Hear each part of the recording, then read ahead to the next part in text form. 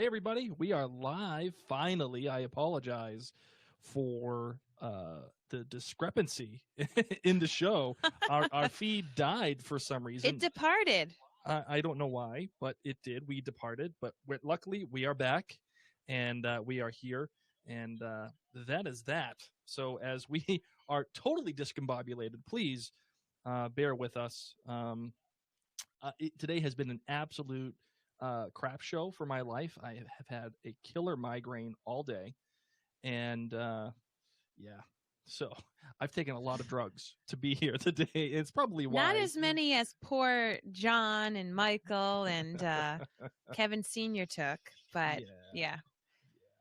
So we're here. We are here. We're Finally. still here, guys. We're still here, and it's gonna be an abridged version. Kind of, but holy smoked. So truth be told, I just finished the episode. Right. Like just right now. Are you recording? I am recording. Oh, okay. The audio? Yeah. Cool. So I have a really big glass of wine. That was rough. Okay, so we're going to jump into this episode. Thank you so much. Since you're here on Facebook Live, please feel free to like, share, comment, anything that you do in that matter. It helps us and helps this video get seen. So if you have enjoyed The Leftovers and you enjoy these live videos, please feel free just to share it on your Facebook wall even and be like, hey, they're talking about like one of my favorite shows right now. And they might send a comment. So Jordan, I am in shock. Ooh, Preston thinks Grace might have murdered the kids. Grace is so effing creepy. She is creepy, dude. Okay. Yeah, I am in shock though, for real. Okay, are you ready to? And thank you for sharing. Yes. Blake is a mess. Okay, we're gonna go. Yes, we're gonna get this party started. We're already way late. Thank you everybody for being patient with us. Thank you for just putting up with our delays and dealing with me. Allie, my hair elastic just broke. Oh no. It departed. Allie, you said my makeup looks great. All I'm wearing is mascara and lipstick, so thank you. I had nothing else to run off, and my mascara is water resistant. All right, my darling, Spunky Misunderstood Genius. Oh, by the way, again, thank you, Facebook, for participating with us. And as always, we do prefer that you download the podcast, not for numbers. I don't care about that, but that is just the way that we prefer that you listen to it.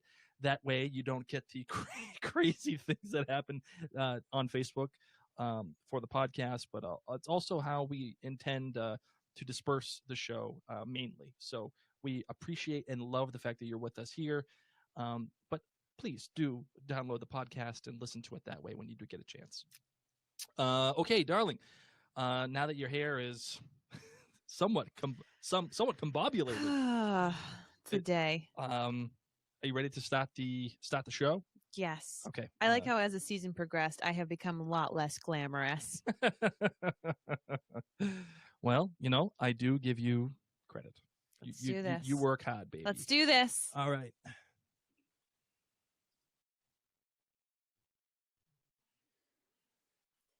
This is episode 46 of The Living Reminders with Mary and Blake. I'm not Thomas. I'm Judas. Doubting is easy, because doubting costs you nothing.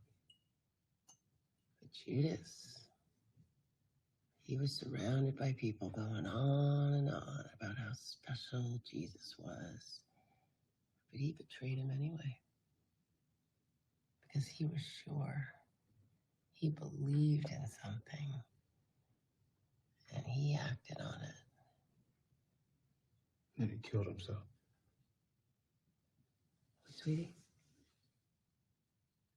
Judas collected 30 pieces of silver and hung himself. You all right? If he was so sure, why'd he kill himself? Well, Michael, I was not aware of that part of the story.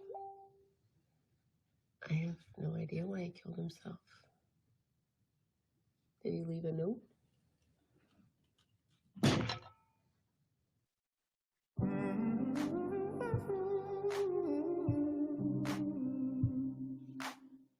From Cranston, Rhode Island, welcome to The Living Reminders. It's a podcast dedicated to the show The Leftovers on HBO. We're still here, and so are you, so let's talk about Certified. Suddenly I'm hit. It's this darkness of the dawn, and your friends are gone, and your friends won't come. So show me where you fit. So show me where you fit.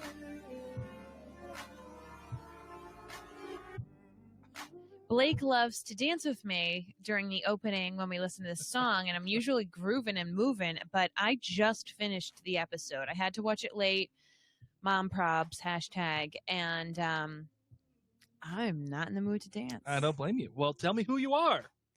Hi, everybody. I'm your host, Mary Larson. My name's Blake, and I never, ever want to take Ipecac. That looks like... You never have had to? No, never once, never will. So you weren't one of those kids that eats random things? Because my brother was. My brother was one of those kids. You gotta save it. You gotta save it for is that my story? That's how you relate to the story. Okay, that's a much lighter story than how I actually relate to this story. I know. I figured that you would... as soon as I saw that, I said, this is Mary's story all the way. Yes, it is. All the way. So you gonna find some Max Richter music for my little how I relate to this episode? Oh, crap. I don't have any. Blake, fail. Epic fail. Oh, do you just want me to go for it? Yeah, just go for it. Okay. And if you find it, you can just add it. Yes. So, okay. My upbeat story that relates to today's episode is that when my brother was little, he did all these things that you weren't supposed to do. And that parents warn you about, please don't play with your stuffed animal near a dog because it'll eat its face off. And that happened. Please don't try to catch a squirrel because it will bite you. He caught a squirrel with his bare hands and it bit him. He doesn't have rabies.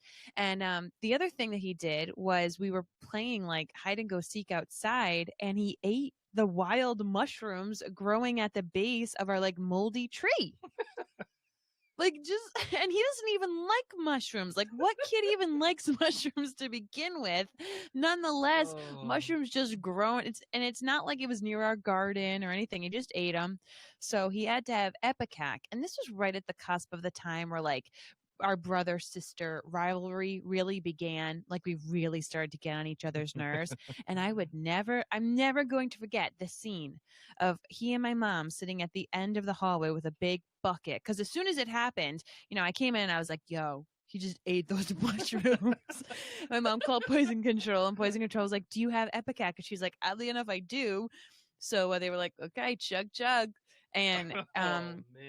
yeah, that was one memory that I can't get out of my head, was watching him and my mom with this bucket. Yeah, Ipecac, no joke. No joke. Do you think she really took Ipecac for the show? No. Well, she looked like she was really honking.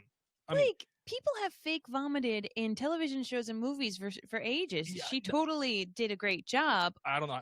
That didn't look fake to me. She looked like they she probably was had really... a little bag stuck next to her face. No, it looked like it was coming out of her She did mouth. not take Ipecac for this show. Oh my God. All right. Well, fine. That is your way that you related to this story. Lori took Ipecac when she needed to puke up all of the pills. Yeah. And your brother took Ipecac when he ate random mushrooms.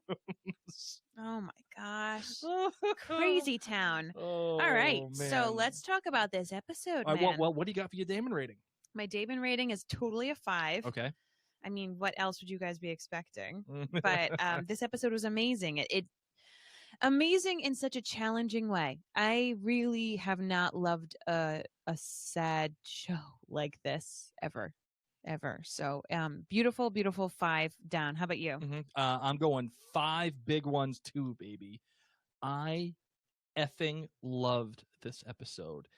And again, because it felt like a complete story, and it was building on the story that's already been put forth so far.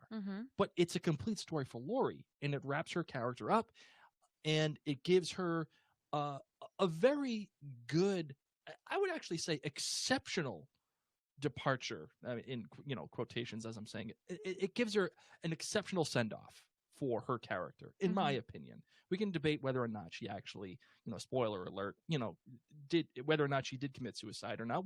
We can debate that. What? Oh, we're definitely going to need to debate that then. Okay. So, wow. Okay. So we can debate that. But regardless, it is still very big. 5 Damons for me. And the fact that we're getting 5 Damons from me. Now, this is 2 episodes out of the past I knew 3. you were going to give a 5. Oh, all right, calm down. Calm Yeah. down. All right.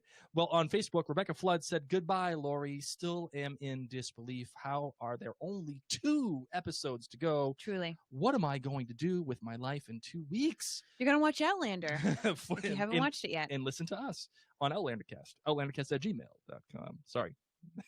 Shameless plug. Why are you telling them our email address? Yeah, I meant to say Outlandercast at .com. Outlandercast.com. Anyway, move on, amateur. Rookie mistake. You know what that is? Yeah, I know what that is. No. That's what that is. I was going to do the boom, boom, boom. No, I missed whatever. She says 4.4 Damons. I personally don't think there has ever been an episode under 4 Damons. Yes. They are all somewhere between 4 and 5.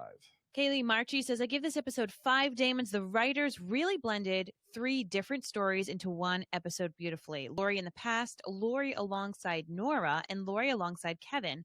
Lori really came into her own, which made it that much harder to watch her decision at the end. She has been through so much and has such a natural way of helping others and being selfless.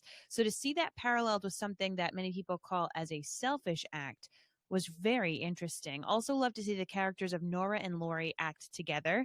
They had great chemistry. Same with watching Lori say hi to Pop, aka Kevin Sr. Sometimes you forget how much history these characters have with one another. And Jordan Zikavus, who is joining us live on Facebook. Yay, Jordan! Even though he is a very faithful listener, this one is for you, Jordan. Beautiful. Because you're joining us for the first time on live Facebook. Thank you. He says 5 out of 5 Damons, my favorite episode of the season. Lori has always been my favorite character, and it was beautiful and incredibly heartbreaking to see her come full circle in this episode. Exquisite acting, all the flippin' feels. All of them, Mary. All of them. Let's play Figure Out That Title. All right, Marvin. What do you got there, kiddo?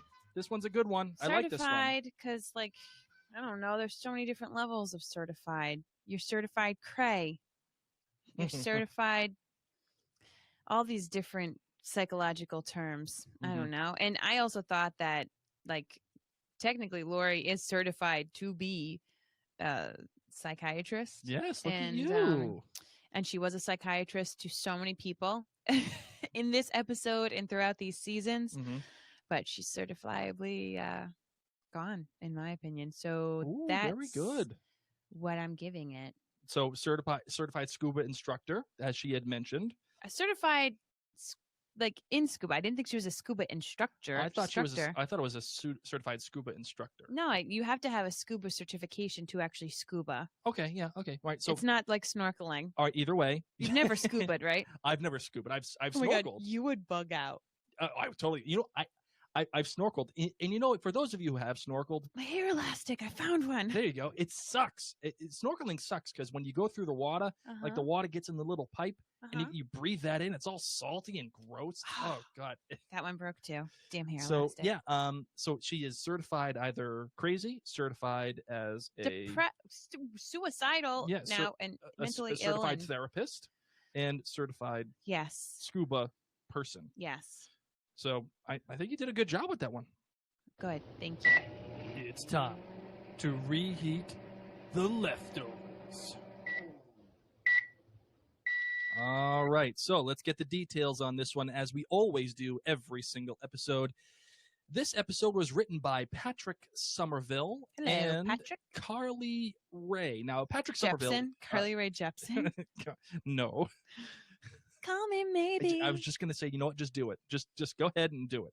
I'm trying to lighten my mood, guys, because I'm really sad. I just finished the episode, so Patrick Somerville is a returning writer for The Leftovers, and as we said last year, he wrote on 24 Live Another Day, the revival episode of 24, the season rather. He also wrote on The Bridge, and the episodes that he has written for The Leftovers are The Book of Kevin, this year's premiere, A Most Powerful Adversary, the one where Kevin and Patty in season 2 go at each other, and also Off Ramp. So he has written quite the wide array of episodes for The Leftovers, and they're all quite good. Carly Rae, on the other hand, has written for Mad Men and The Bastard Executioner, which is Kurt Sutter's return to television after Sons of Anarchy, and it was a really bad show. And she's also written on Constantine, and she has not written an episode of The Leftovers yet. This is her first episode. It was directed by Carl Franklin, who directed lots of great television, including Rome, one of our favorites, The Pacific, The Newsroom, House of Cards, Homeland, The Affair, and one for my heart, Bloodline, which is returning on May 26th. I cannot wait. He also directed Vinyl. Another depressing show. And it is also kind of apropos that he directed this episode. You want to know why? Tell me. Because he directed 2 episodes of 13 Reasons Why on Netflix. Oh, another uplifting. That was one of Mary's guilty pleasures. Which episodes? Did they say? Tape 5, side A and B. Okay. And as I've told you many times, my guilty pleasure right now is the television show Billions on Showtime. Mary's guilty pleasure right now, was her guilty pleasure. Yeah. Was 13 Reasons Why. Right now it's The Office because I'm so depressed. I thought it was 13 Reasons Why that show sucks, but that's just me. And he's also directed 4 episodes of The Leftovers, including Off Ramp, BJ and the AC, and Guest. We all remember that fantastic episode Truly. of The Leftovers. The DP was John Grillo, as always, and the song, the main theme song for this week's episode was 1-800-SUICIDE by the Gravediggers, which also has a connection to the Wu-Tang Clan. So it's great that they brought this back, and they brought the Wu-Tang Clan back into the story. So, my darling, speaking of Wu-Tang Clan, yes, Spunky Misunderstood Genius. Yes. How are we going to attack this episode today? We need to mourn Lori. Yes. I'm really not okay right now. So, do you think that she committed suicide? Yes. Okay. Because before you didn't sound like you were too convinced that she did. When did I not sound like I was convinced? When I said it's a debate on whether or not Lori committed suicide. I took the stance of, are you kidding? Of course. Oh, okay. All right. I thought you meant what do you mean? I didn't think that happened at all. No, I thought you meant I don't know who doesn't think she committed suicide. Well, I mean, I think it's left up for interpretation, which was the beauty of that shot. Yes. Maybe next episode she just pops up like a little seal. Kidding. like the sea lion that came up and snatched the girl. And oh my God! Stop! Another sad video. The girl is safe. The girl is safe. In Canada. This was all about Lori, and we got to. Well, I wouldn't say it was all about Lori. I would say it was Lori in conjunction with everybody else. Yeah, but Lori was the theme of this episode. She was the anchor of the episode. Yeah, and you got to see season 1 and 2 and how even with characters that we really didn't get to see her interact with too much, like Nora. We've never seen that. And then even a little bit more with John. I don't know about you, but I've always been kind of what? Lori and John? And you got to really have a nice another moment between them. Yeah. Without it being a lion orgy around him. Oh, gosh.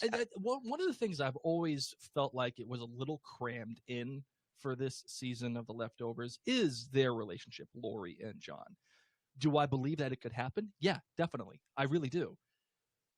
But it just felt like it was thrown at us, and then it was thrown at us because they needed those characters to be in the story, and they needed them to be they needed them to have an organic reason to be together.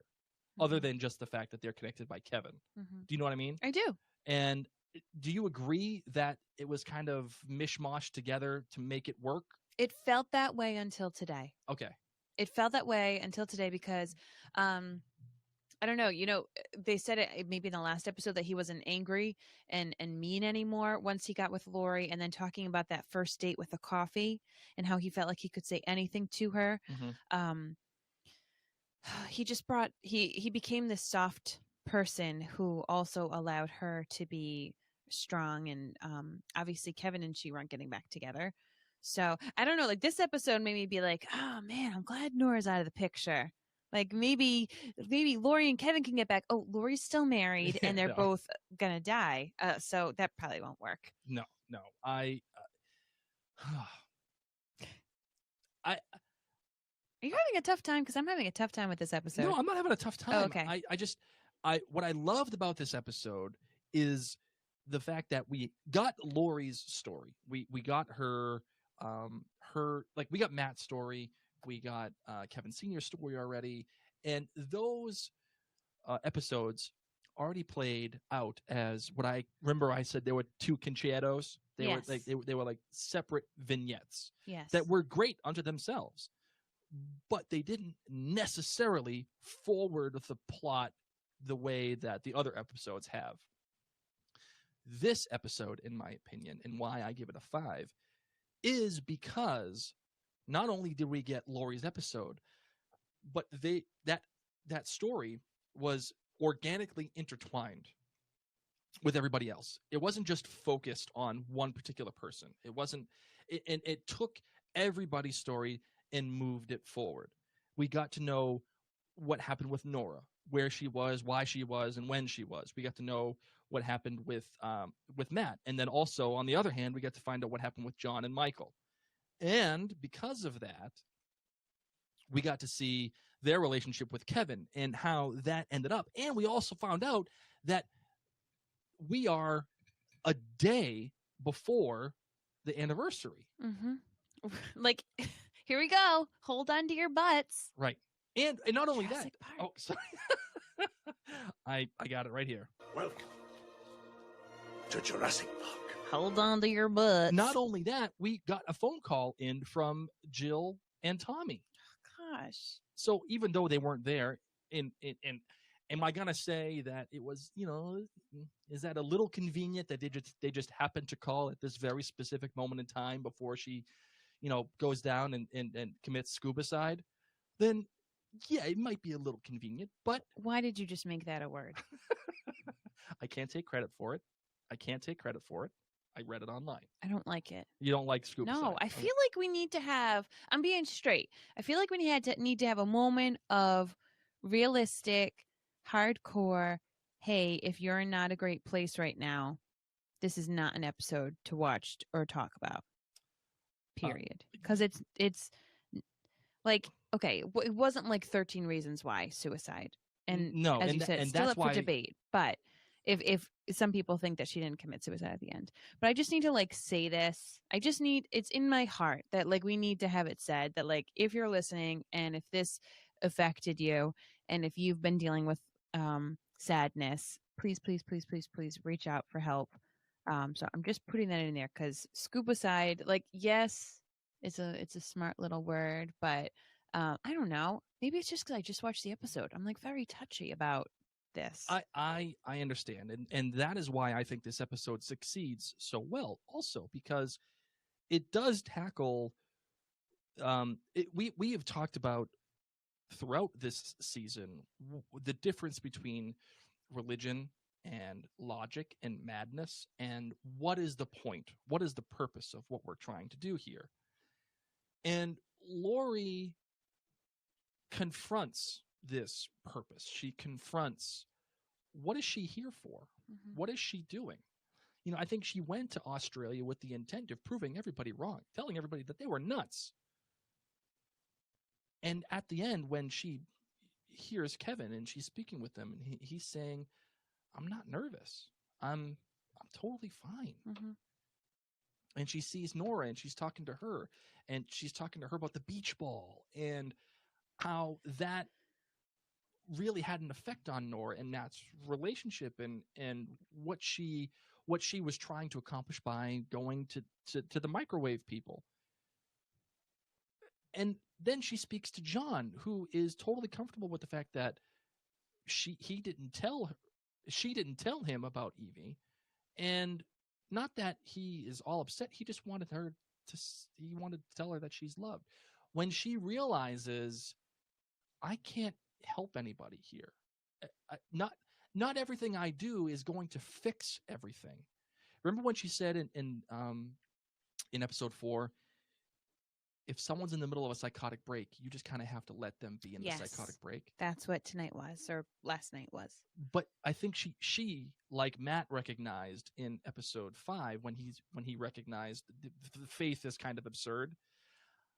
I think she has spent her life trying to fix things and trying to take control and trying to change things. And suddenly everybody's in a place where they don't need her to fix them. They don't need her to be the therapist. And you start putting all the things together, and she just doesn't see the purpose anymore.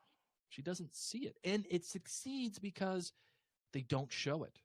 They don't show her committing suicide. They don't show her, struggling. It's an acceptance. It's like, and like that final shot of her going into the water, and they don't highlight the fact that she's consciously making a choice. She does it, and then they show the water scene and the sound of the water lapping up against the boat. And that's all you hear through the credits. That's is it. The water. That's it. And I cannot stress how well they tackled this subject. Like, I cannot stress that enough. Do you agree in your opinion? I mean, I don't. It's such. I don't want to use the word well. It's so funny how when the adjective that you use to describe portraying suicide on television. I'm not saying that I disagree with you. I don't know. I'm at a loss for words, guys. I'm emotional. I just did it, but I wouldn't use the word well, but I understand where the well is coming from, and so I'm nodding to it. Like, yes, they did do that well.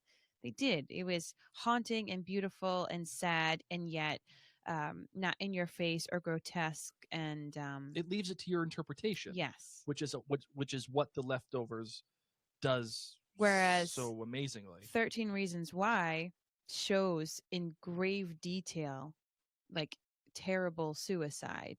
All right, so we have one end of the spectrum in 13 Reasons Why. Yes. Spoiler alert, by the way, if you haven't watched it. It's yeah. And then we have the other spectrum of what The Leftovers did. Yes. What did you find for the character? And it's hard to say what did you find most satisfying, because it's not satisfying, but just in terms of the character itself. No, this was beautiful, and I love that I'm like gonna cry. I love that it happened in the water because so as a mother, I love that in the beginning of the episode they started off reminding us of the fact that Lori lost the baby, like, while the baby was in her, while she was looking at the baby in her womb. And when babies are in wombs, they're floating, they're swimming, they're in amniotic fluid. And I just thought, like, Lori's gonna disappear floating just like her baby did. Yep. And I thought it was granted that wasn't the way they started, or that was the way they started the episode, actually, wasn't it? No, she was talking to the other woman, right? Right. Oh, the other woman, by the way.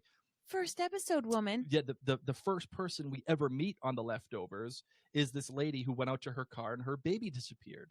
And she again shows up later on that episode when, remember when Kevin says, "We're still here?" And she says, "Yep, we sure are." And now she has reappeared again, which is really cool. Yeah. So, yes. And to know that this woman went to Lori for help, and when she did go to Lori for help, and the GR was watching, two of them were watching outside, and she's describing everything that's happening with her baby. She's like saying, obviously going to return, and they're going to return in the same exact spot. My baby can't even crawl. Will my baby even know me? What if I'm not there? And she's asking Lori, what should I do? And Lori has no words. I loved how they added in everything about how that woman was having fertility struggles. Oh my god! Because when we were having that first episode, and she was like, "Oh my god, my baby's crying," blah blah blah blah blah blah, and then she turns around, it's gone. Like, that was sad. But now to know this whole backstory of how they tried and gave up and were ready to adopt, and then they got their baby, and now it's like, maybe this baby's with all the other babies. What? Oh my goodness. What? Wow. Oh my goodness. Like this was a mother episode, and it was such I guess maybe that's how I saw this episode, was Lori being a mother to so many people and holding their hand and knowing that you can't change people's minds. When your adult kids have their minds made up, they make their own lives and they make their own mistakes. And I'm at an age where a lot of my peers have made some very poor mistakes, and I've seen how their parents have just had to say, I've tried, and they just have to live their own lives. And I feel like that's what Lori has done with Nora, with John, with Kevin. Like, I love them, but I can't change their mind. Mm-hmm. I just can't. And they have to live their lives, and it pains me. It pains me for them, but I still love them, and I need to live my life, or not live her life. God, what just killed me though was that freaking phone call at the end. I know. With Jill and Tommy. I thought it's gonna be okay. She's gonna say, you know what, turn this boat around. And I would have been fine with that being the end of Lori's story. Turn this boat around, bring me to the airport. Oh, and let just me see to my know kids. Okay. that like Lori was gonna go home to Jill and Tommy, who I'm really so sad for them, especially Tommy. Well, I mean, they have kind of dealt with their own issues. I mean, at least the way that the show is portraying it, the show has capped off their story for what we know as of right this very moment. Jill is off in college, and she has gone through what she's gone through. She is clearly made up with her mother. Even though in the first episode she said, "Oh, she's going to keep apologizing to me and everything," but at least this conversation implies that Jill and Lori are capable of having a normal conversation. Mm-hmm. And when you consider how the show started, where it was, they're not speaking, Lori is not speaking to Jill, and Jill is all kinds of messed up.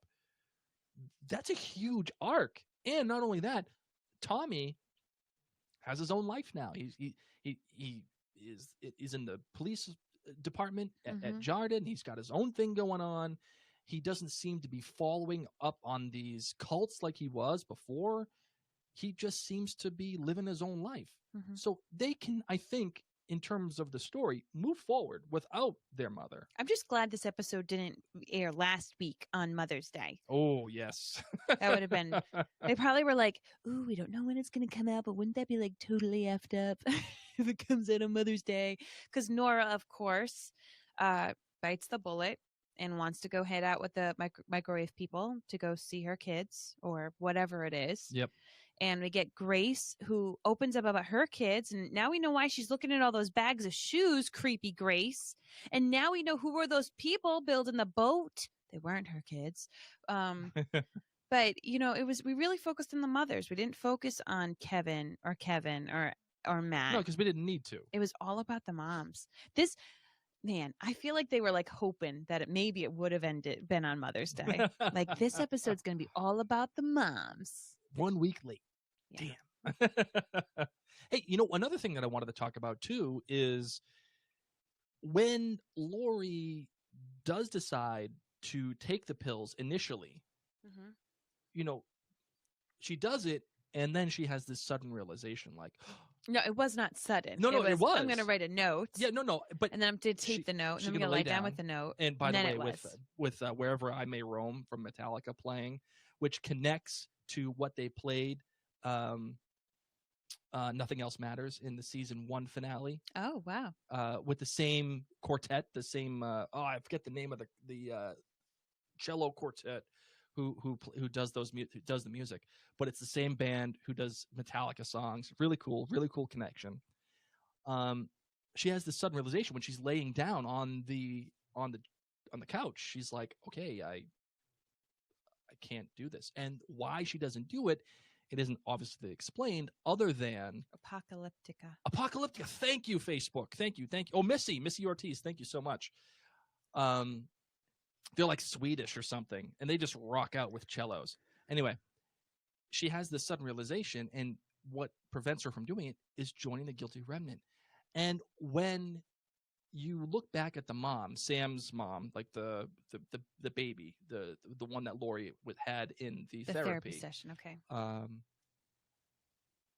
The mother was asking Lori, "What should I do?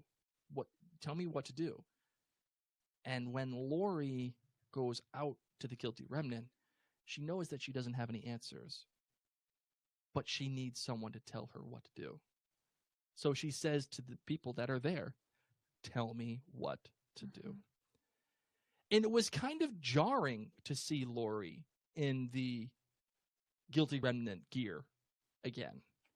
It was sad. It reminded you of where she had come from in terms of the story, but also as a character and how far she had come and how hurt she was. And we also learned that the baby that she had in her belly did, in fact, depart. She saw it leave from the sonogram or whatever it's called. It was gone. And that was one of those mysteries that I don't think people necessarily needed answered, because I think they could infer it. But it is now confirmed for those of you who weren't entirely sure. The baby did depart that she had. So, and it's not just about the baby either. There's just so much pain there. There's just so much that she is unaware of. Like, not unaware, but she just is at a loss for words. She's coming to a grip with, I mean, her conversation with Grace. Yep. You know, with Grace, we're like, oh, so tell me about Kevin. Was he a good husband? Yeah, he was a great husband. He saved my life. Oh, well, why'd you divorce him? Well, I joined a cult, and that's what you got to do. Like, Lori's gone through so much in these past 7 years, as have all of these characters. And I think that it was beautiful that we were able to see things through her. And I'm glad that they kept her in the story, even if it meant she had to marry John. But I'm glad they kept her in the story, too, because she, again, did serve, aside from Kevin, a junior, that is, she did serve as this kind of logical person who rooted the show in what is real. You know, we can get so lost in things like David Burton and International Assassin and Patty, and because those things are freaking cool, and that's what makes this show so freaking weird. And things get, like I said this before, things get unbelievably strange on this show. But Lori was the person who, even in the first season, Lori was the person who was a mom who joined a cult because she had no answers. The second season, she's there, and she's trying to tell Kevin that he's a little crazy. And even in the third one, even in the third season, she's here trying to tell everybody, listen, I'm here to help people. I just want to do what I want to do. Except when I drug you. I love how she was just so chill, looking at that carrot soup, being like, I know what I'm going to do. And I loved seeing the pills there. And, like, I didn't put it together. I didn't necessarily think. Really? You didn't think she was going to touch them? I didn't think she was going to touch them. I just, for some reason, it just didn't click on me. Oh, and then in that scene when they're all having dinner together, and I could see Michael kind of like being a little funny. He was hiccuping. Yeah, and even John's like acting a little funny. And then all of a sudden, just, you know, Kevin Sr.'s face just falls right down into the plate of food. I was like, what the heck? And then I realized, oh, so that was one of those other things too. Like, it reminded me of Hannibal Lecter in the movie Hannibal. Ew, yes. When he's eating Ray Liotta's brain. Yes. Spoiler alert. And he is talking to Ray Liotta like, you know what? It's talking to him like a child. And Lori was speaking to Michael like a child, like, you know, I didn't think about that. And she's like rubbing his back, and because she knows that he's totally effed up. I didn't think about that. Did he write a note? And then John has that recognition, like, you just drugged us, and he can't help but fall over, and that's the end of it. And then that wry little smile from Amy Brenneman when she looks at the dog. The dog, by the way. So many dog barks in the closed captions this week, by the way. Dog barking all over the place. She looks at the dog. It says, I borrowed your pills. You know, like, and that was one of the cool things about this episode. As heavy as it was, it was actually kind of funny. Yes, they did a great balance, and then they hit you at the end, and you're like, oh, Right. oh, no more funny. I mean, talking like things like Officer Koala Fart, like when John and Lori are having this conversation, in the background, they're talking to this guy, Kevin Sr. and Grace, and all of a sudden you just see the shovel come up out of nowhere, hit this guy in the head. He's Done. like, hey, you guys want to give me a hand? Like, and then the little hamster, funny, fuzzy. Oh my God. I mean, it's like dry, and it's so matter of fact. It's just put in there, and you don't think you're supposed to laugh, but you can't help but laugh because it's hysterical. Yeah. You know who was not hysterical though? Who? Nora. Nora was all man. shades of crazy. All shades of crazy in this episode. Yes, she was. I am surprised Lori stayed in that vehicle with her. Did she?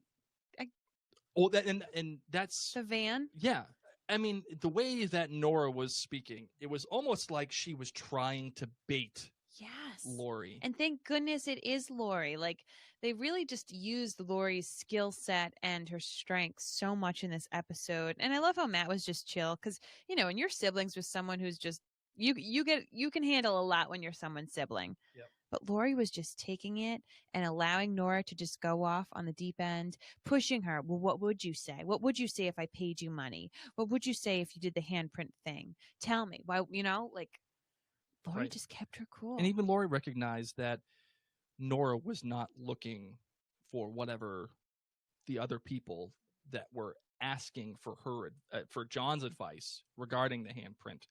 She knew that Nora was looking for closure in her own way. And I think she knew, despite what Nora was putting off, that she knew Nora wanted to go and go to the microwave people and go see your kids. And I think that's why Lori was willing to put up with so much until the lighter part, because that lighter is a remembrance of Jill, and she held that kept her human. Even when she was part of the GR, she even admits, I threw it in the sewer, but I went back and got it, because that was part of her humanity that Lori was never willing to give up. Yep.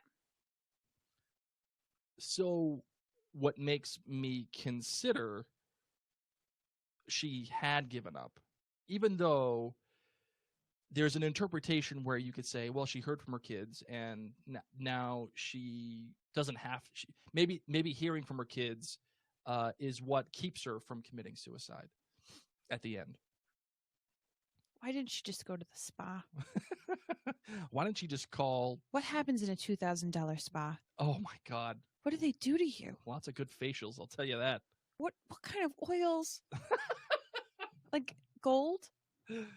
Tears from little koala bears they rub you with? Like, what happens in a $2,000 spa? Whoa, time out. Koala bear tears. How did you? A baby koala bear. Oh my God, I'm sweating. How did you come up with baby koala bear tears? Because we said Mr. Koala farts or whatever. Oh my goodness gracious. Listen, the reason why I consider the fact that she did commit suicide is because she did give up the lighter to Kevin at the end. And she does say to him, goodbye, Kevin. They both acknowledge the What fact, does the lighter say? Don't forget me. Yes. Thank you. So, that being said... / I'll see you tomorrow when you die. No, I don't think Lori... In fact, I'll even go this far. If they do bring back Lori, and if she doesn't commit suicide and we see her again, I'm going to be a little disappointed. I'm going to be a tad disappointed because I think that this was a very good send-off for her character. I mean, she's gone from being a guilty remnant member, then she tries to help people by giving fake hugs, and then she tries to help, Matt and John, and she is helping people with the handprints, and she keeps trying to take control of everything. And finally, when she hears Kevin, she has let go of everything, and she has let go of trying to fix everything. That is a complete character arc, in my opinion. Mm-hmm. There's no need. I like that they were like, "Oh, we're being." Did Kevin ever tell her he was cheating on her? Yeah, she knew. Oh, okay. Then never mind. She knew. I was gonna be like, they'd like lay everything all out except that. You know what? We keep referring to the conversation between Kevin and Lori, and I have the sound here, and I just want to play it. All of it? Not all of it, just Is this most the of letter it. Joe gave you? I threw it in a sewer grate and then went back for it. Don't tell Jill that. That's nothing. I killed her hamster. You what? Yeah. When you guys went down to that mock UN thing, didn't fucking feed it. I went up there about an hour before he got home and it was dead. Took it to the neighbor's trash and threw it in there. Told you guys it ran away. Well, rest in peace, Mr. Fuzzy. Mr. Funny. Mr. Funny. Tries Mr. fucking Funny.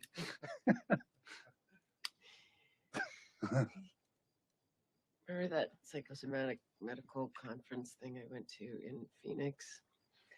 I lasted 2 hours, and then I went to a spa that cost $2,000 a night. I hated our house. Really? Mm-hmm. I mean, I didn't say anything because it was your money. You bought it. What? You should have said something. It was our house. You loved it. I wanted you to be happy.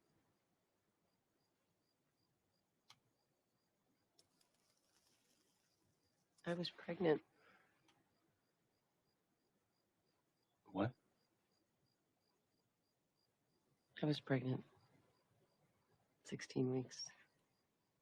I don't. When? 7 years ago tomorrow. Ugh. I was lying in the doctor's office, staring at the ultrasound, looking right at it, and I was gone. Why didn't you tell me?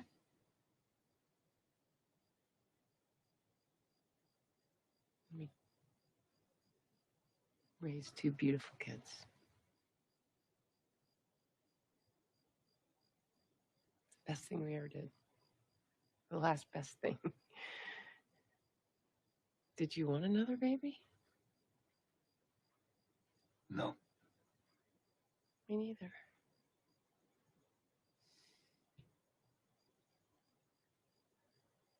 I didn't tell you because I didn't want to, and then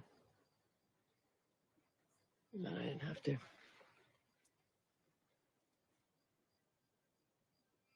This freaking music. Oh, every time I hear this music now. People gonna disappear or do really messed up stuff. Are you scared? Scared of what? Scared of them strapping you to a seesaw and holding you under the water until you drown? The last time it happened. You know, where I went, that was so. It was real. Well, maybe I was dead, but I had never felt so alive. No, I'm not scared.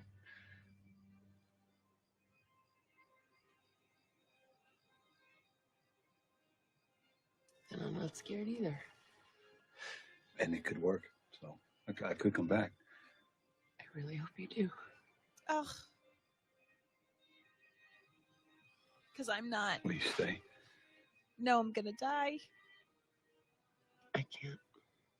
Going scuba diving.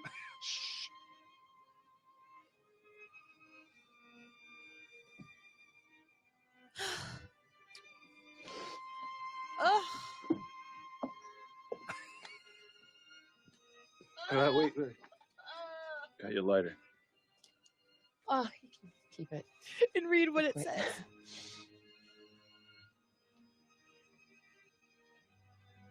Thanks.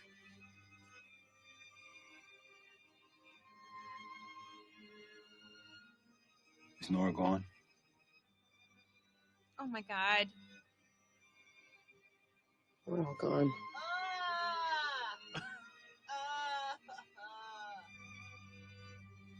Bye, Lori.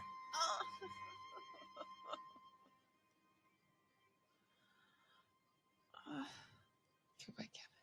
Goodbye. Oh man. Yes. Oh. That in and of itself, both of them, Emmys, all the Emmys, every single Emmy there is. Preach.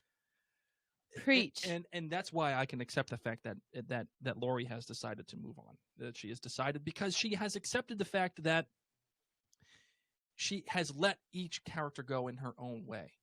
You know, she deals with Nora, she deals with Matt in the previous episode. In this episode, she deals with John and accepting his faith and accepting the fact that he's not necessarily crazy. I think you're crazy. And she deals with Grace and that she isn't necessarily crazy either, at least the way that she is portraying She's it. a liar. You know, and maybe she is a liar, but at least in terms of Lori, she has accepted the fact that she just wants to find out where the kids' shoes are. Like, what's wrong with that? You know? Yeah. And then she deals with her ex-husband, and her ex-husband is saying he's not scared. All of these things happen. Mm-hmm. And to have her go from GR member who doesn't talk to go to all of the things that she's gone through and then finally accept people as they are, that she does not have to fix them, is such an amazing character arc. So I know a couple other moments that killed me, and I really might start crying because this episode was so hard for me. Yes. When Nora's talking about how she needs the pain medicine because she got her IUD out. Oh, and Lori's like, wow, you're trying again. And Nora's like, oh, no, it's fine. But she doesn't say, no, I needed to take it out so I could go with the microwave people. So now Lori's like, wow, Nora and Kevin are trying to have a baby. Oh, that's another. Yay. And I lost my baby. And think about that subcontext when she asks him, Ugh. did you want to have another baby? And he says no. Which he was right at the time. Yes. But like, here she is thinking Nora and Kevin are trying to have a baby. And then when Nora's off to go see her kids with the microwave people, and there's that moment where I was like, is she going to think about going to meet her baby? Mm-hmm. Oh, man. I mean, you won't be able to find a 16-week-old baby. But you know what? Now that we've discussed that, let's also talk about Nora here for a moment. Do you think, based on the beach ball story that she told to Lori, and Lori had said, listen, if they let the beach ball keep going, there'd be chaos. Mm-hmm. You know, that to me is, you know, a metaphor for what is happening with the DSD. You know, Nora has the opportunity to keep on going with the beach ball, keep doing the thing that takes her attention away from everything else. She the beach ball are her kids. Like, I want to go see my kids. That's the beach ball. And the DSD is the guy who grabs the beach ball and squeezes the air Correct. out of it. Are we thinking that Nora, as she's weeping in Lori's arms, has accepted the fact that she can't go with the beach ball, that she can't go see her kids? Or are we thinking... Wait, I don't understand what you just said. Say that one more time. When Lori says to Nora, listen, the problem is if... the ball would create chaos. The ball creates chaos. Yes. Right? The DSD is the person who is... the ball squisher. The ball squisher, okay? The DSD has to fix this problem. Yes. Because if it is fake, if it's not real, then they're going to take other people, and they're going to... Yeah. And it's going to be a problem. Like, they're going to take people's money. Exactly. So are we looking at, like, remember, Lori asks Nora, are you going to call the DSD? Yeah. and tell them that this is happening. We're going to get rid of this now. Okay. And Nora doesn't give an answer. She tells the story of the beach ball. Because she's saying, I'm being asked to be the security man right now. That's what I'm saying. So Yeah. is she crying because she realizes that the dream of seeing her kids is now gone? Or is she crying because she realizes, I don't care. I just Yeah. want to see my kids. Yeah, she doesn't care. Are you sure? I think that Nora joined the DSD to find something like the microwave people. Mm-hmm. I don't think she did it because, oh, I'm pissed. I think she's like, if there is something out there, I want to be one of the first people to know it exists. Yeah. Okay. So do you So- think she's gonna walk down that little ridge with Matt and say, Yes. "Hey, heat me up"? Yes.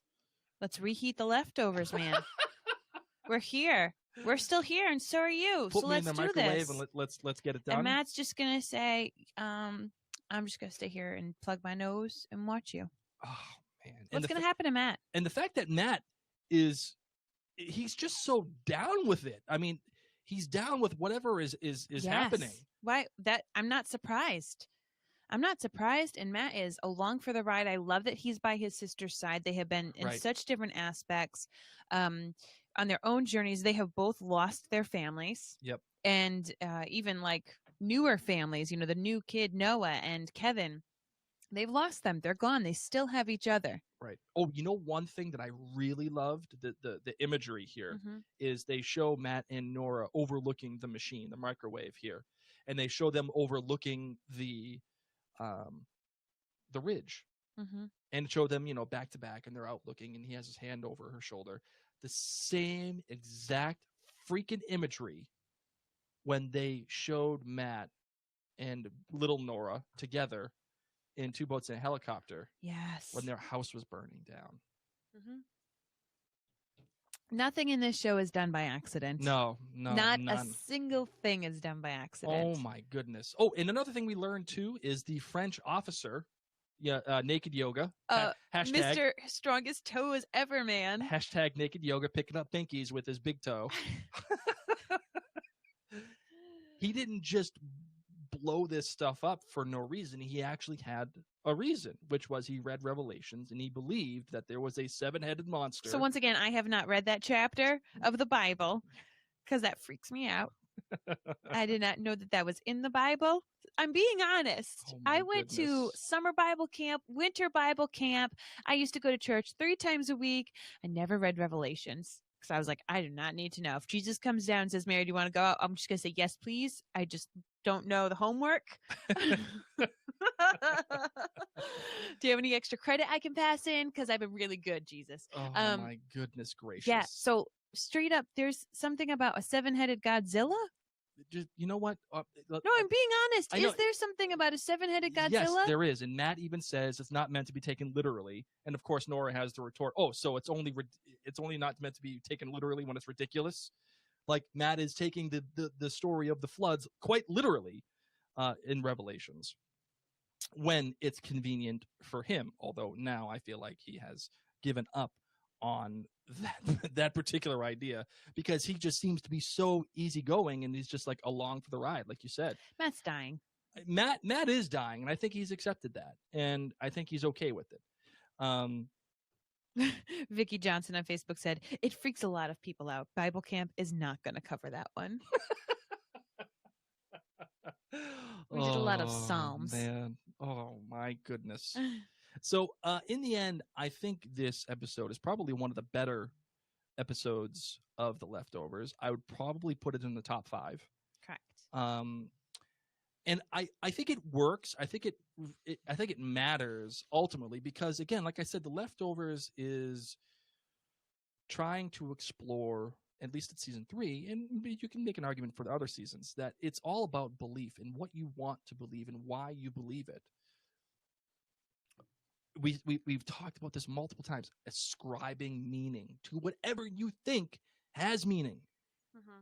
you can think, hey, there really is a 7-headed monster in this volcano, and I'm going to blow it Well, up. Kevin Sr. thinks a flood's coming. Other people think Kevin Jr. has to save the day. Exactly. Like, it's not too far-fetched that someone thought a 7-headed monster in the Bible, which is mentioned in the Bible, which is the most popular book ever. Yep. You know, I'm surprised more people haven't shot anything to try to get a 7-headed monster in the leftovers. True. But that happened. It's there. We saw it. We saw hashtag naked yoga. Yes. I need like more naked yoga in my life. We saw lion sex cult. Oh my God. All those things. And they that's needed those to like lighten up the fact that this was going to be such a tough episode. Right. And what happens to Lori and to what she's doing when she recognizes that the things that she has believed in, logic and helping people and trying to fix people, no longer applies. And all of those things have happened to Matt. So why and did into she... Nora, into now John, into Kevin. Like all of these things, everyone has ascribed meaning, and that's why this episode is so important. Why did she leave Jill and Tommy?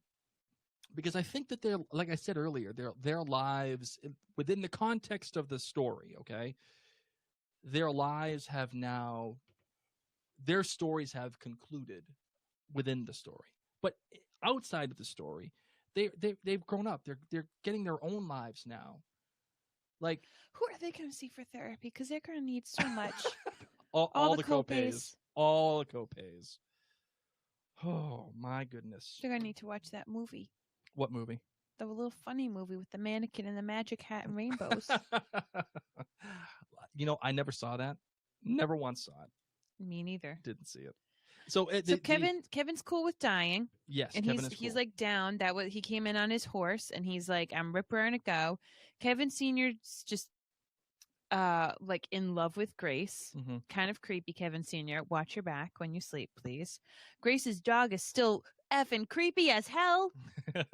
Okay, and just so you know, dogs barking still in the closed captions. Mm-hmm. That dog got all vicious on Lori when she was creeping on those you're messing me up here. The dog bit her. Yeah. By the way. Yeah. Another dog. Canine DNA. You better watch yourself. You're going to be a senator or something. So for those who are a tad confused, I know it's a little late in the episode to do this, but I'd like to do it anyway. Let's talk about the timeline real quick that this episode goes through. The episode begins 2 years after the departure. Now, we do know that the episode begins, that the first season begins 3 years after departure. So the opening scene for this episode is dated before the first episode of The Leftovers. Correct. Okay, great. Before she joins the GR. Right. Yes. So she joins the GR, and that is a year before the first episode of The Leftovers. And then we see everything that happens. We see Lori go through the departure day, and then we see her, apparently commit suicide. Well, tried to commit suicide before the departure day, which makes me wonder. By the way, how long have these suicidal thoughts been a part of Lori's psyche? Did she ever really get past it? Like, it reminds me of the lady in Off Ramp, who she tried to help in season 2. Like, the lady in Off Ramp, thought she was okay and she was getting better, and then she realized, I'm not better, and then she turned off and crashed her car with an oncoming traffic and killed her family. I feel like Lori didn't have too much of it when she was in the GR, because she felt like she was doing something, like she was wearing her pain on her sleeves physically. Mm-hmm.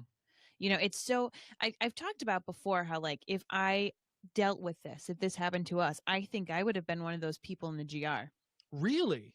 Haven't I said this on the show, or is this just been a conversation in my own brain? No, I think you might have said it, but I don't clearly recall. I think I'm emotional enough that I would not be able to handle continuing on. Right. And so Lori's always kind of been like my little like soul sister in this, and then seeing her that she was pregnant while, of course, I've been pregnant during this show, and had a baby, and being a mother, and man,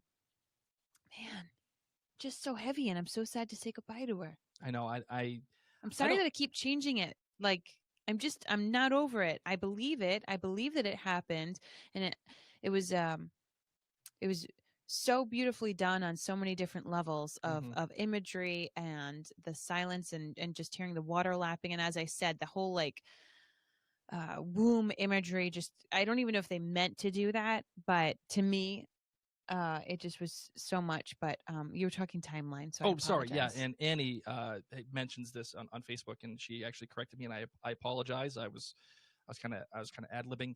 The first suicide attempt was not before the departure; it was after the departure.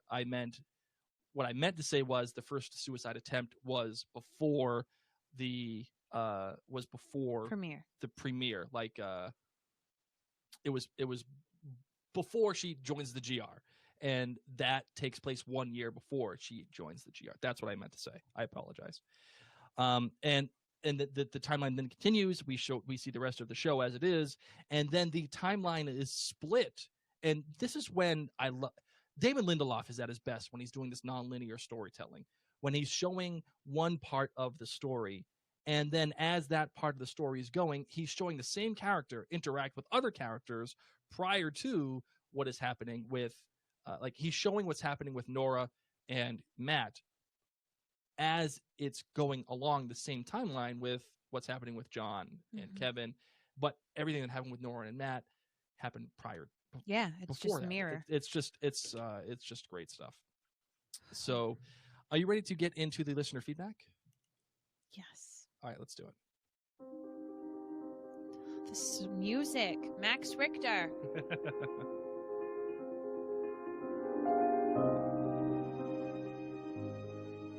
On Facebook, Fernando Lario says, "It was great. The acting was superb. Sad to let Laurie go. What bothers me a little is that I thought these characters had moved on and came to terms with the departure, but after seeing Laurie and Nora's characters last night, they are clearly not. Can't wait to see what they have in store for us for the next 2 weeks." Suzanne Marone Carew said, "This is the time when we need to be more than 5 Damons. Laurie's backstory was a painfully perfect reminder that when something as devastating as a sudden departure occurs, it can truly break you. Even for someone like her who had all of the professional tools and coping mechanisms at her fingertips, once something like that gets in your DNA and breaks your spirit, there is little chance of recovery. Though she tried, and it just fills a void differently for her, I guess," says Suzanne. I'd love to think that she felt she could be more used to Kevin on the other side, and that's why she took her life. But I just don't know. What if Jill's call came 5 minutes later? Oh, man, that would have been... Oh, my God. Oh. That would have been too sick. That would have been She got tough. to say I love you to her kids. And that's what matters. Yes. Terry Pitnick says, "The Laurie-centric episodes always catch me off guard. Yep. You kind of forget about her, and then they just nail it. The flashbacks are always perfect. Of everyone's personal journey, hers had the most surprising closure." And I agree with you, Terry.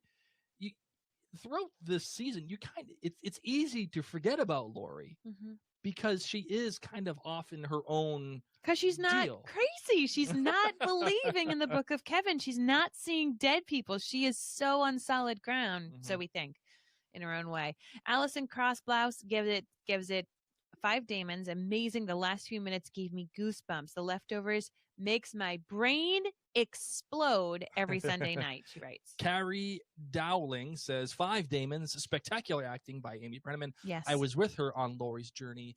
Heart and soul. And the lighter. Oh my goodness, the lighter. I'm gonna melt. Don't forget me.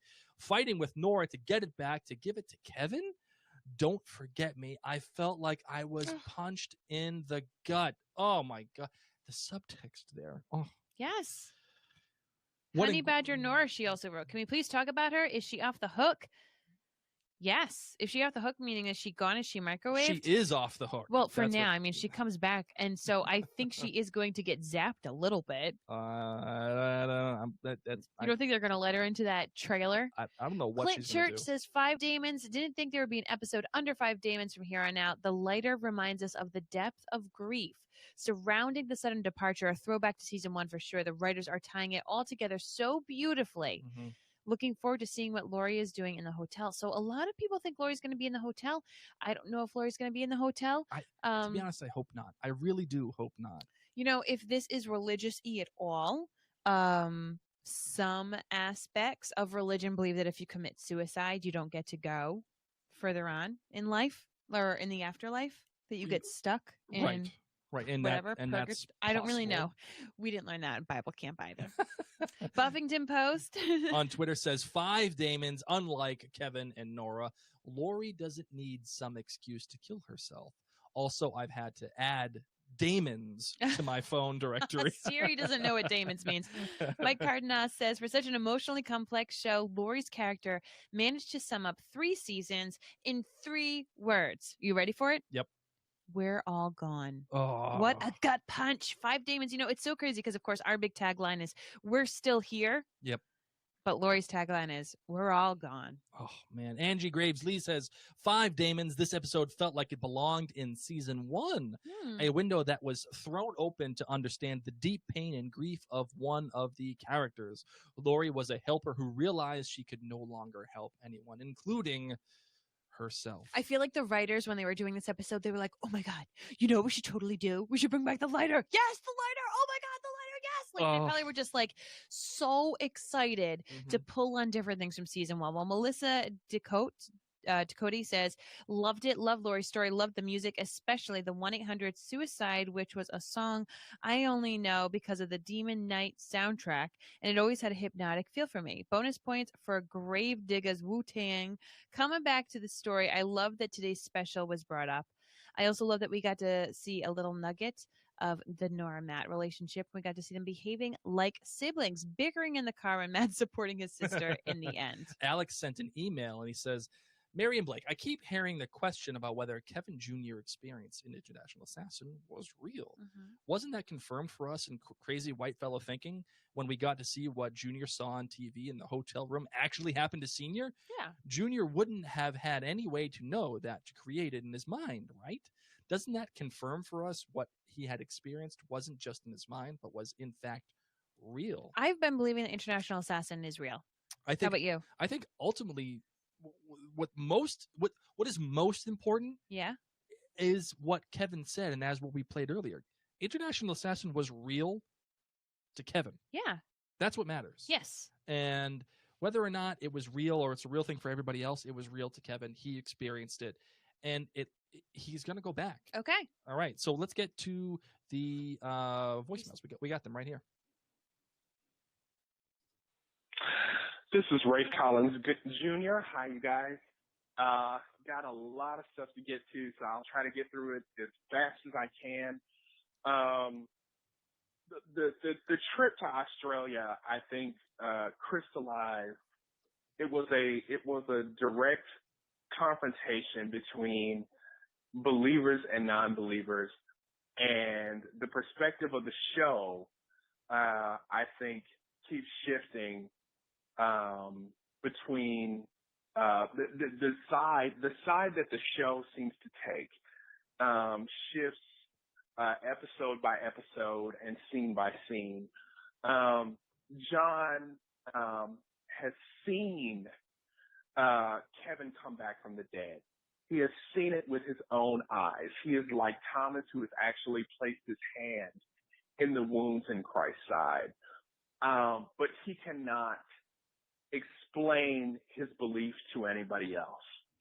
It's a position a lot of believers are in. They have had an experience that is unique to them.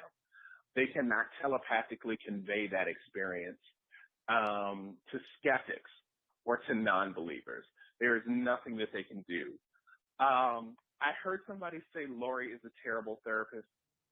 I think she is a terrible therapist. I think she's awful. I wish there was someone from the American psychological association that was like a leftovers watcher. Like there are some ethical issues going on somewhere.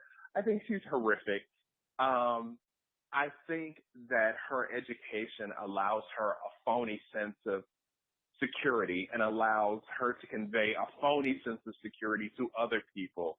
She's really as confused as everybody else.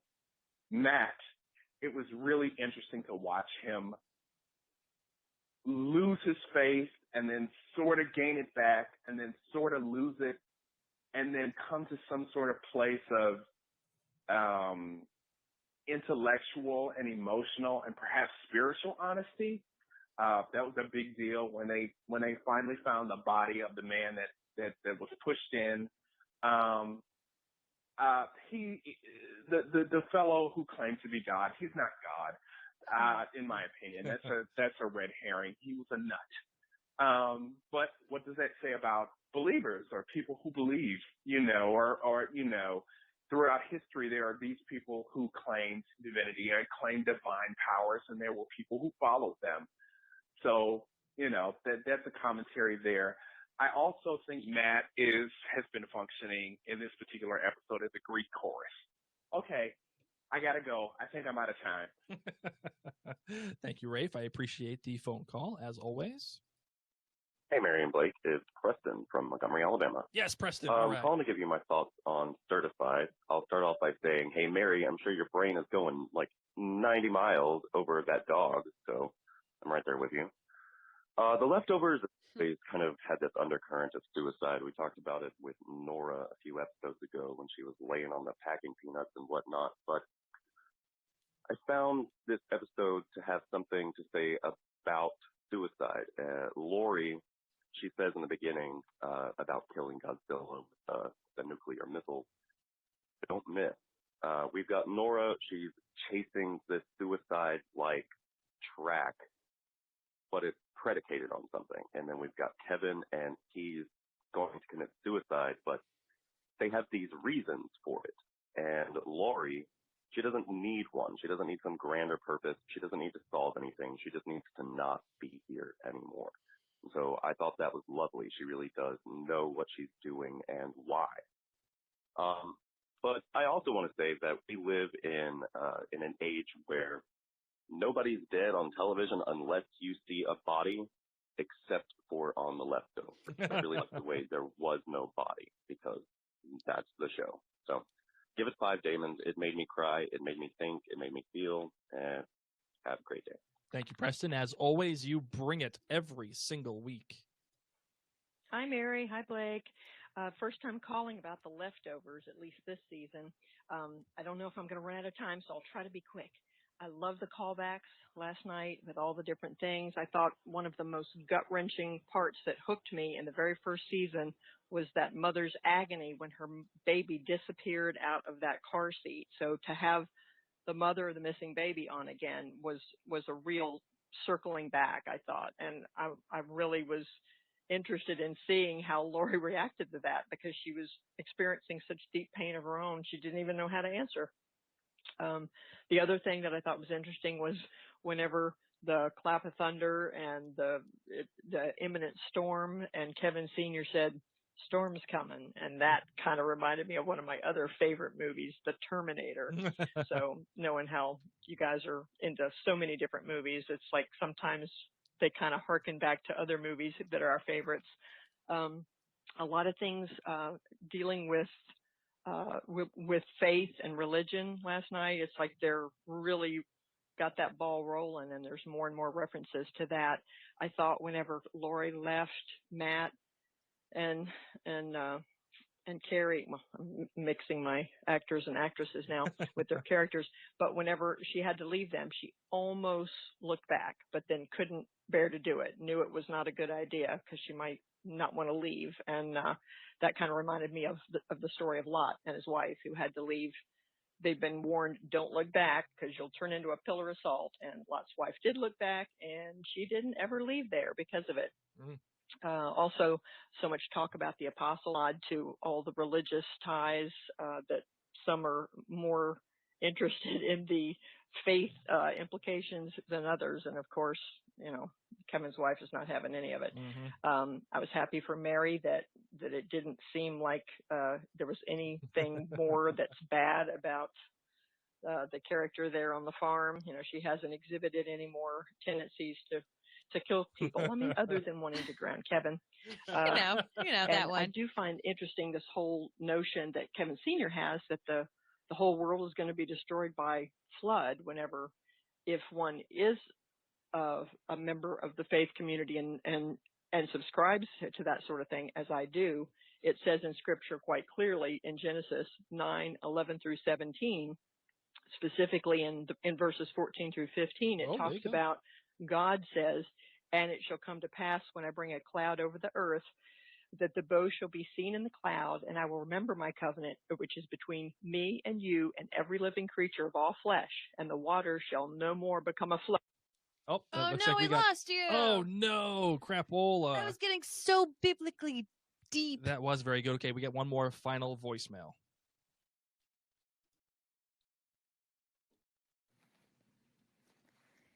Hey, fellow lefties, it's Missy Ortiz, and I'm calling in to say that I cried my ass off on last night's episode.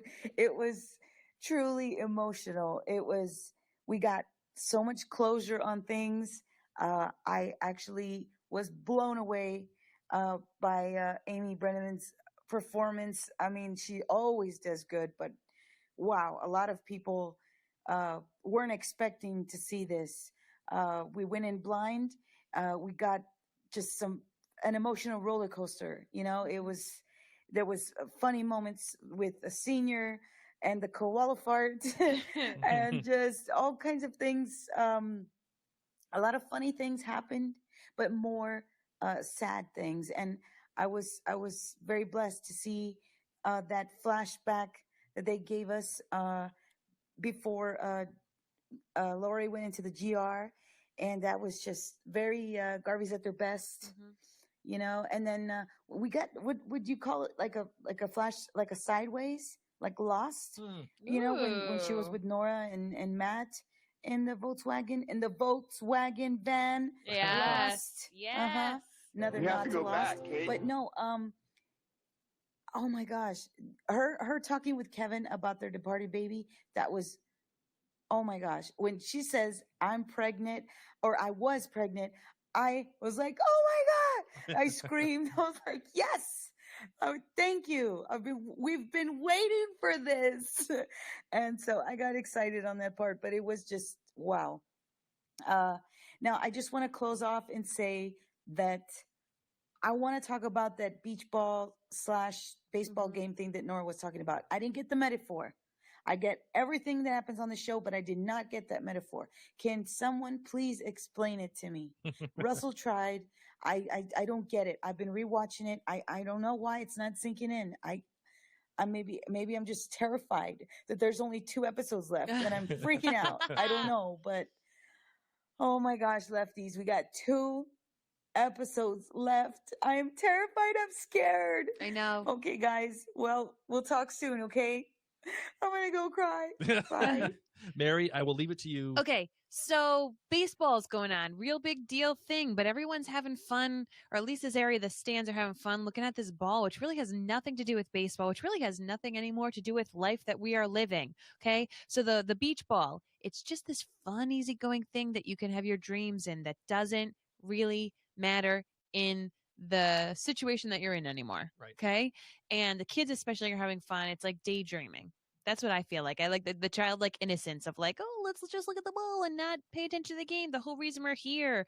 So basically the guy squishes it because it could become a distraction on the field. It could become a distraction in the stands, but most importantly, it could really hurt and cause chaos in the land below. So the bouncing ball, the beach ball, is schemes and random lies about departures. It's like when when Nora says, if someone says they're missing, go to police. If someone says they departed, come to me. So it's people making up lies that someone departed. It's it's people making up schemes like, oh, I know where they are. You can call them on my phone. I'm just making that up right now. But it's schemes. That's the beach ball. That's the hope. That's that childlike innocence that maybe I can talk to these people. Maybe I can play.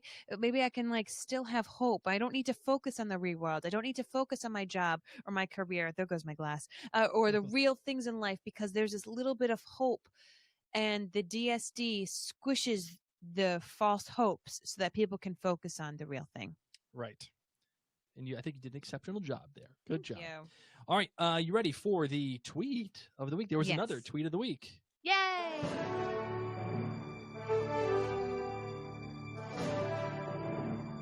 All right. This week's tweet of the week comes from KMK Miller.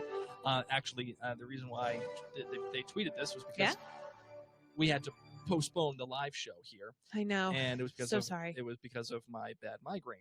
Mm-hmm. And I was mentioning to everybody that I was taking medication, and I was going to be a little loopy today. And I think this episode has been a little loopy. I'm not going to lie.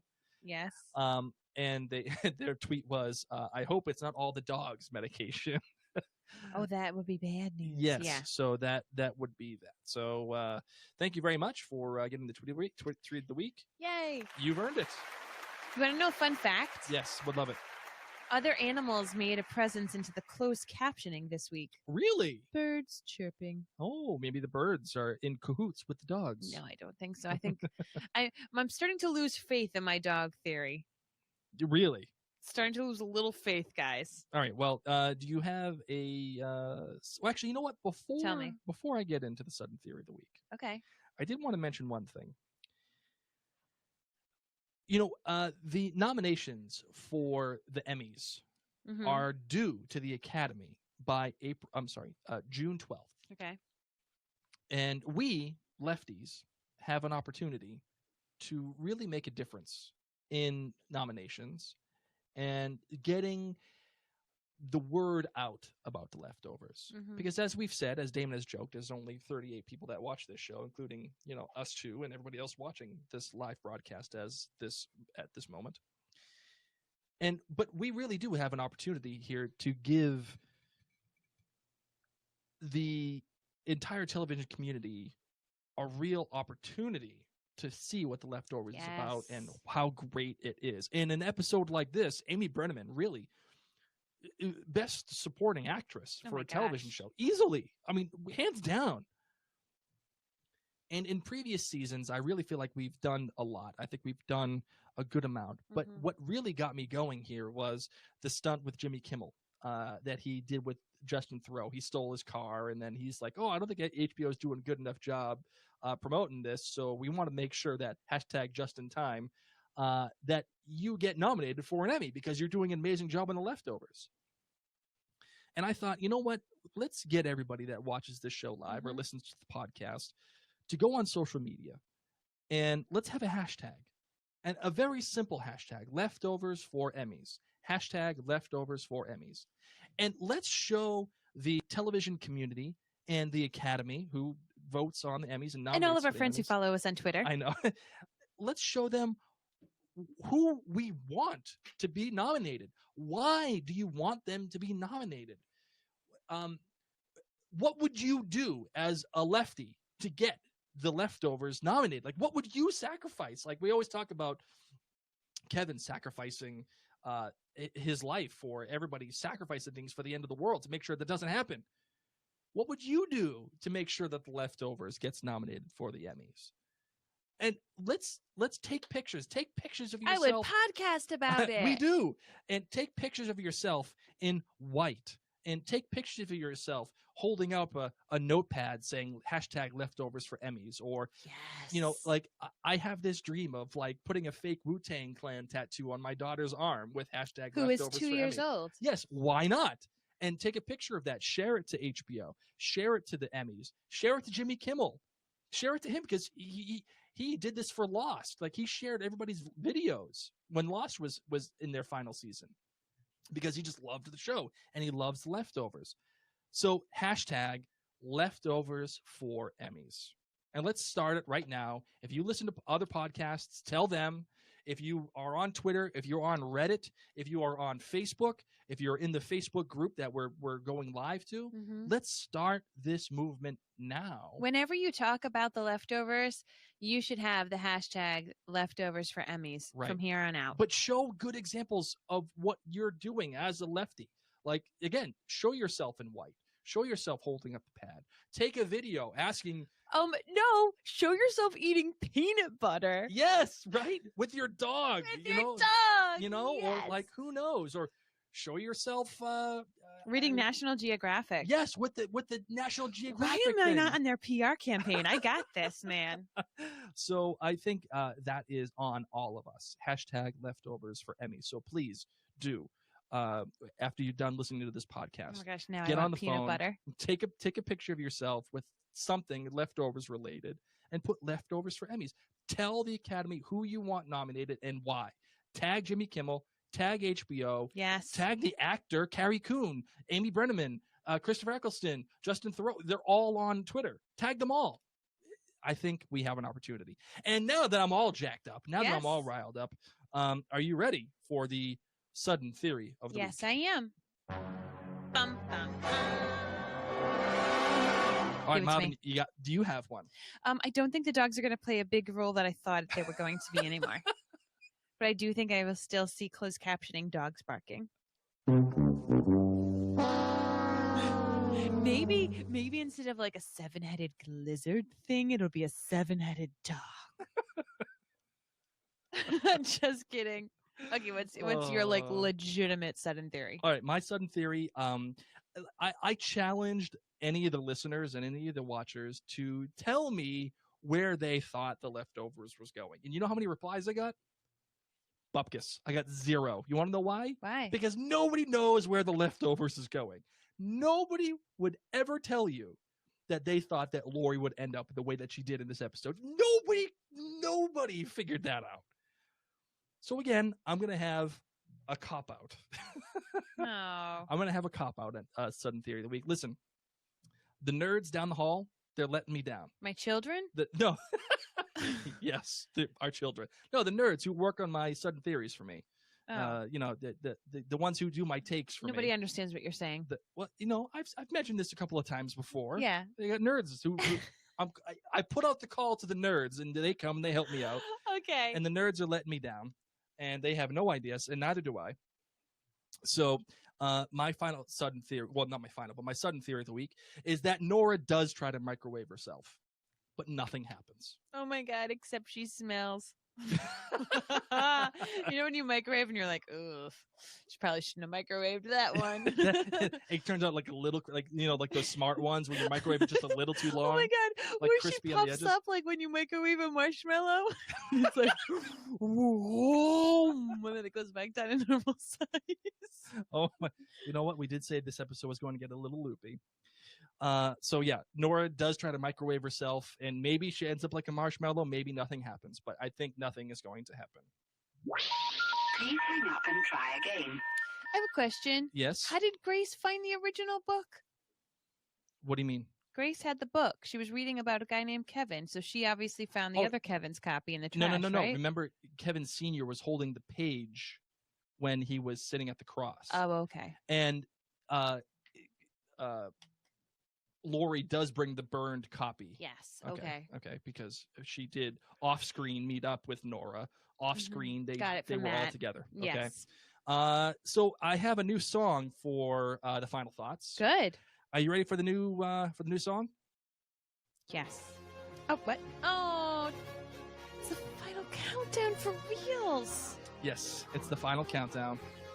It is the final countdown for the last few episodes of The Leftovers. So, my love. What if Nora gets in a little box while the second departure happens? Oh, that's a and valid she point. misses it, and then all that's left is her and the pigeons. Okay, That's your a valid final point. thoughts. What I like about this episode is that it has really built up the tension, and it really has built up a place for everybody where they're going. and it has answered some questions for some characters. It has given Lori a send off. It has now set up where John and Matt and Michael are going. It sets up Kevin. It puts them all in the specific place. And now we have 2 episodes left to figure it out. The momentum now has. Remember how we talked about the last episode? It was that one final breath before everything starts going downhill. Yes. That's where we are now careening. Something's going to downhill. happen with Michael. That's the end. So Good. something is probably going to happen with Michael. Who Michael's knows? feeling the doubt.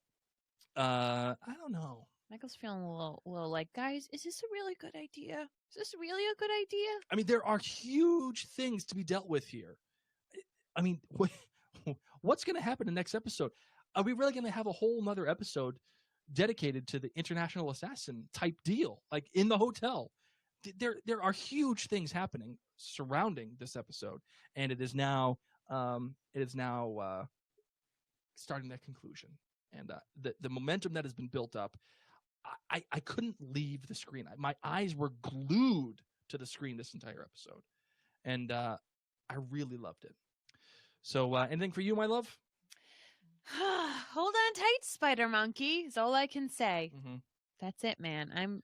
Do I really have to play the Twilight music? We don't have the Twilight music queued up. All right, let's close out the show. Okay.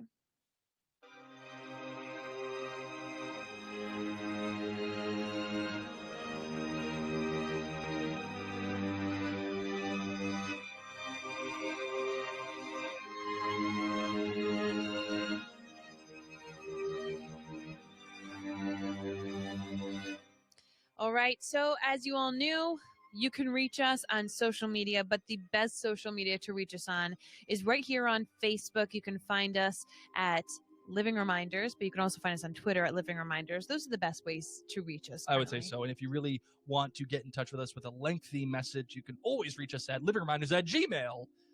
You love to say that. That's my favorite thing to say in this entire closeout. And another thing I want to highlight too, again, is the fact that please, if you do love The Leftovers, if you do want to see get its due in the Emmys and in the Academy, please start this campaign of #Leftovers for Emmys. Start the campaign to let people know what you would do, who you want, and why you want them.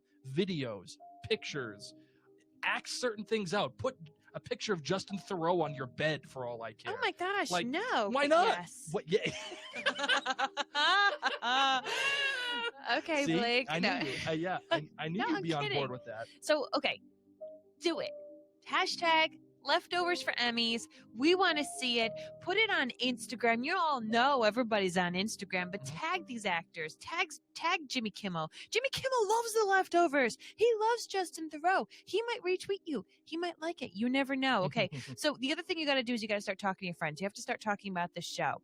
Let people who haven't yet watched this show know about the brilliance about The Leftovers. This is one of the best shows we have ever watched. It has got Easily. us talking. So tell your friends. Tell them about this podcast and call in next week, guys. Call in. Send us your thoughts because there's only 2 more episodes left. That's it. That's the end. Final countdown. Well, if you want to watch all the rest of our episodes, you can find them on Facebook, the live videos that we're doing, or you can always go to thelivingreminders.com to get all of the episodes in podcast form. Yes. Well, All right. That's it. Until next time, ladies and gents, I'm Mary Larson. My name is Blake. And we're still here. But Lori isn't. Glub. 42 Wallaby Way, Sydney. Maybe that's where she was. R.I.P. Done. Guys, thank you so much for tuning in. I apologize if I have been yawning. I'm very tired. Felicity has been crazy and has been waking up like midnight to 3. So I'm a little tired. And Yes. that episode like drained my heart, drained my soul. So, you know, I'm going to miss Lori. I'm really, really sad. I'm sad that she had to leave. And I'm sad that we had to see that. But The Leftovers has done all sorts of sad, crazy things. And, you know, I guess one of the words that I was going to say was it was beautifully done in a hauntingly beautiful way. Mm-hmm. So Thank you all so much. Really hope I hear the kangaroos crazy like the dogs. Wouldn't that be amazing? That's what Robert says. Thank you for your extra thoughts. One thing I didn't mention on the podcast, I really should have, is the ending. It really doesn't matter if Lori had committed suicide or not. And the reason why I say that is because you remember Inception? Yes. Remember the end of Inception? Like the spinning top. Spinning top. Mm-hmm. And like it was kind of wobbling, but then it cut to black. Mm-hmm. It didn't matter in Inception if the ending where he sees his kids was real or not, because to him, it was real. And the story just ends. That's the end of the story. That you don't need any more information. And for Lori, whether or not she lives or doesn't live, we don't need any more information. Yeah. Her story has now ended. And if she chooses to live, that's on her. And if she chooses not to live, that's also on her.